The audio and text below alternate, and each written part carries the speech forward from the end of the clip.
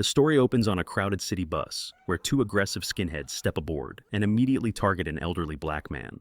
They hurl insults and demand the old man's seat. Hey, old man, you mind moving? We gotta sit together. Old fucker, you deaf? I'm talking to you. How about you just leave me alone? Ooh, you got balls, old man. But now you're wasting my time, so why don't you get the fuck... Before things escalate, a bearded passenger named Frank Vega steps in. He calmly tells the punks to leave the old man alone, but they mistake his age for weakness and try to provoke him into a fight. I can either kick your ass while you're sitting down or while you're standing up. It's your call. I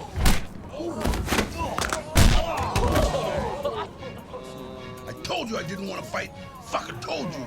A passenger films the entire confrontation and uploads it online, unknowingly launching Frank into sudden viral fame as the internet's newest legend known as Badass.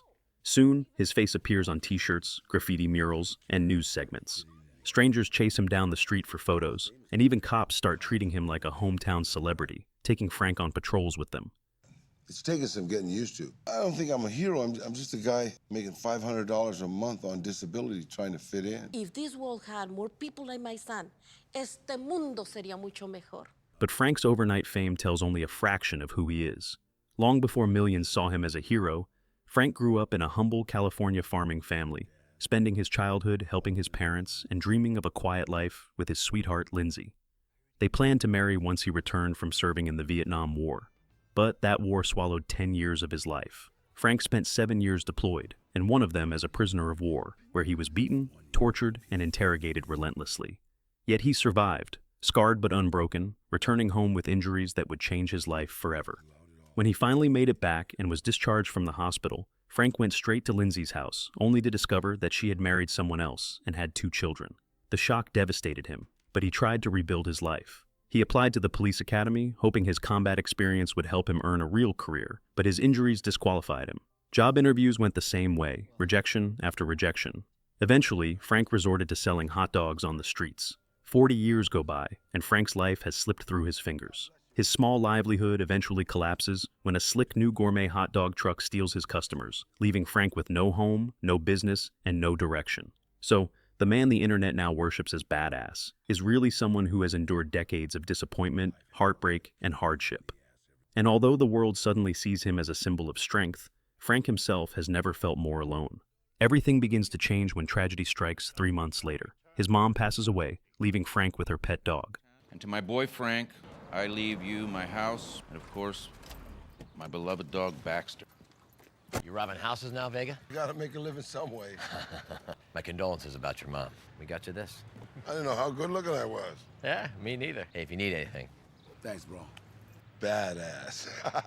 Now Frank has only one loved one left in his life, his closest friend and fellow veteran Klondike Washington, who unknowingly brings danger right to Frank's doorstep. After moving into Frank's house, Klondike tries to settle into a peaceful routine with his old war buddy. One day, he hands Frank a mysterious flash drive, asking him to store it in the home safe. What the fuck is this? It's a flash drive. What, you know all about that computer shit? My ass is trying to learn. Frank, who barely understands modern gadgets, has no idea what's on it, and doesn't realize this tiny device is the reason his friend is being hunted. That same evening, Klondike walks to a nearby store to buy cigarettes. On his way out, he is confronted by 2 dangerous men, Terrence and Sebastian, low-level enforcers working for a powerful crime figure. They demand the flash drive, but Klondike pretends not to know what they're talking about. Whoa, whoa, whoa, whoa, whoa. The goddamn thing right here, man. The argument escalates, and although Klondike manages to fight them off at first, the thugs regroup and murder him in cold blood before speeding away. When Frank is called to the morgue to identify his best friend's body, the sight shatters him. Frank Vega, did you sign these releases? Haven't been beating up on anyone else, have you? I'm really not a violent guy. You're gonna get those scumbags, aren't you? We're gonna do our best. Thereafter, Frank heads to a grocery store where the unexpected happens. $12.59. Well, I'm a little short. Did you see a Salvation Army sign in front of my store? I'll be by tomorrow and pay the rest. Nobody move! Give me what's in that register! You don't got no money, man. Did you say something, old man? I ain't going anywhere, old man.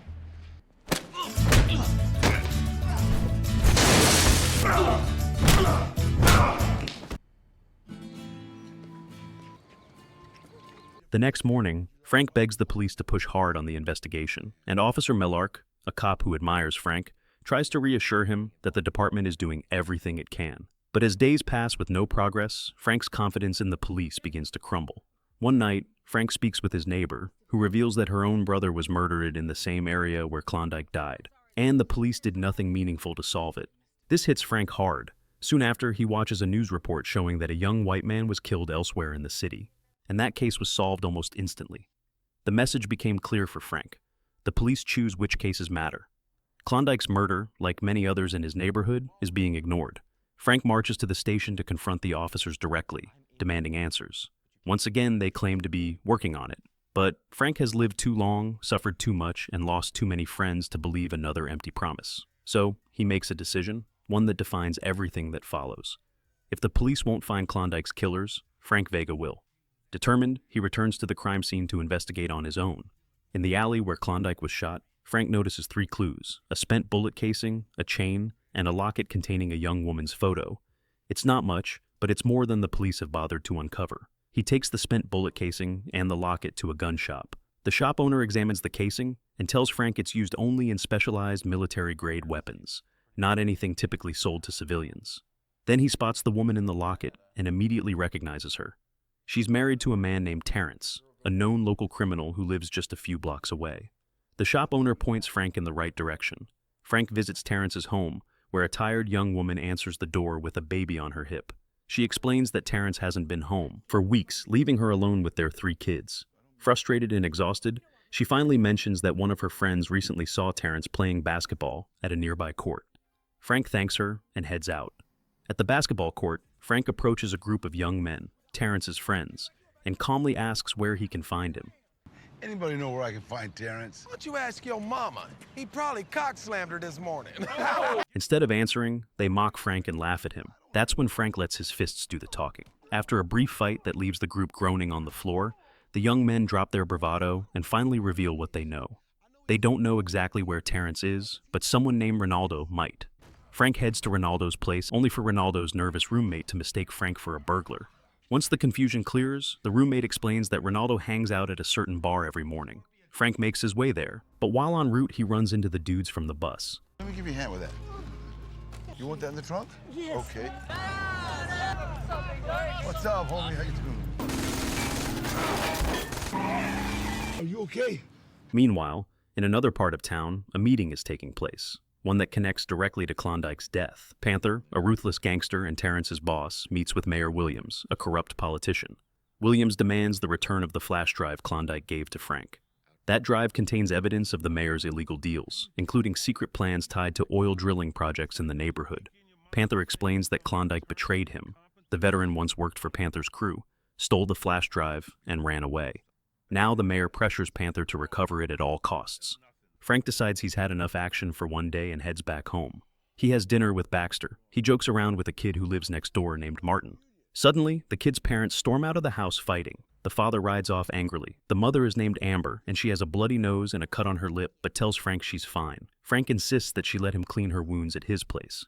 They get to talking and joking around while Martin plays with Baxter. The 3 of them are seen to get along pretty well. The next morning, Frank heads to the bar to find Ronaldo. The group of men there immediately recognize him as the badass dude from TV and start being hostile.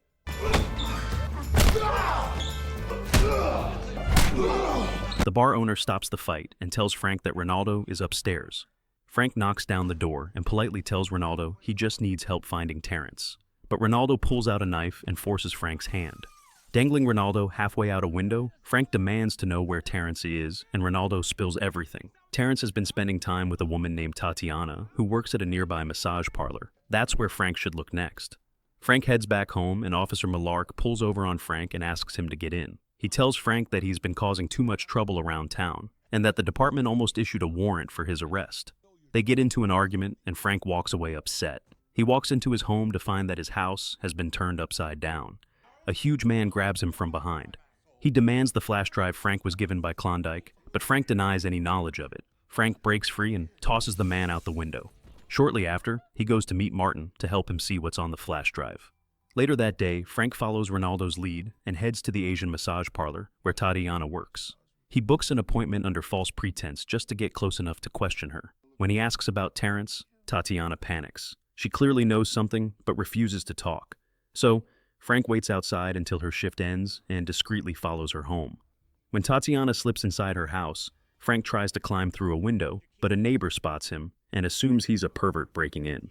Frank tries to explain he's Tatiana's boyfriend, but the neighbor doesn't buy it until he recognizes Frank as the badass from TV.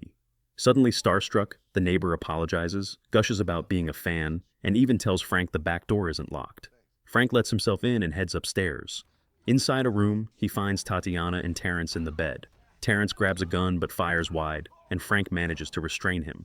He drags him into the kitchen.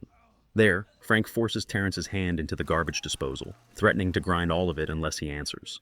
Terrified, Terrence confesses everything. Sebastian was the one who murdered Klondike. He also says they were acting under orders from the gang leader known as Panther. Pressed further, Terrence finally gives up Panther's location, giving Frank his first direct lead to the man behind his friend's death. Frank leaves the house and heads home. He hears raised voices from Amber's house. She is being assaulted again by her violent husband. Frank goes over and stops the man, twisting his fist and forcing him to leave. Amber is shaken but grateful. She apologizes for the trouble and thanks him for helping her and her son more times than he should have to. She invites Frank for dinner later, and he goes to get ready. Frank, almost nervous like a young man again, gets dressed up in his best suit, buys flowers, and does his best to look sharp. Amber is stunned and charmed.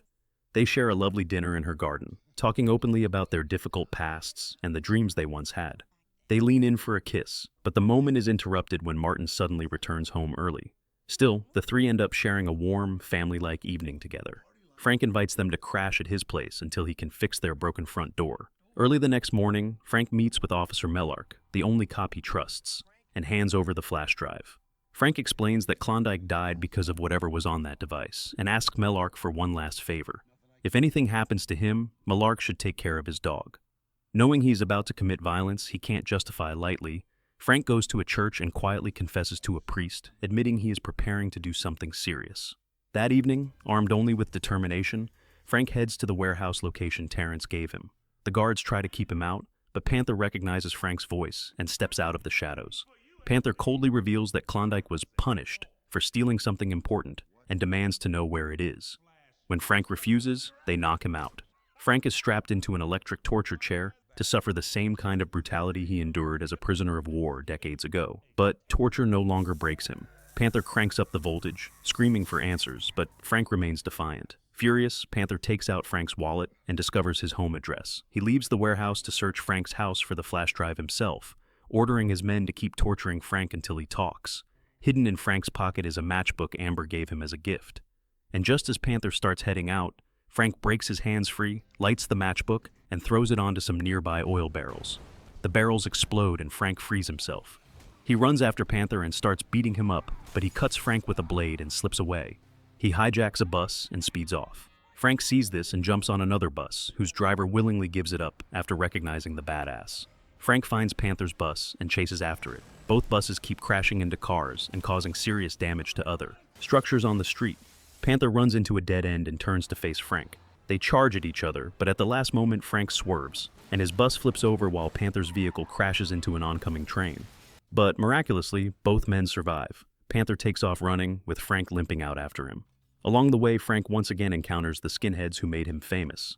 They are still angry about being humiliated online and try to film themselves getting revenge by fighting Frank again. But it goes about as well as their first attempt. Panther reaches Frank's home first. He bursts in and grabs a knife. He finds Amber, terrified and alone, threatening to cut her if she doesn't provide the flash drive. Frank bursts in and slams Panther against the wall, and the brawl explodes into a fistfight that spills out of the house and onto the street.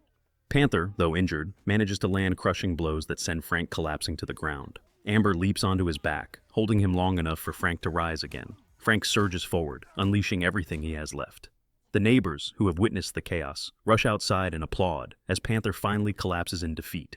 Frank rushes to Amber and helps her up. She takes him inside to tend to his wounds. By the next morning, Frank is on the TV again. The news reports that the legendary badass didn't just defend an old man on a bus. He helped expose one of the largest corruption cases in the region. Mayor Williams is now disgraced and taken into custody for his crimes, including abuse of office and illegal development deals uncovered through the flash drive. The police department, once reluctant to help Frank, now publicly honors him. Frank Vega is awarded honorary police officer status and celebrated as the unlikely hero who not only avenged his best friend, but also brought down a powerful criminal network. As for his personal life, Frank finally finds something he never expected: a family. He, Amber, and Martin move forward together, living peacefully under one roof. After a lifetime of struggle, war trauma, heartbreak, career failures, loneliness, and loss, Frank Vega finally discovers a home, a purpose, and people who love him.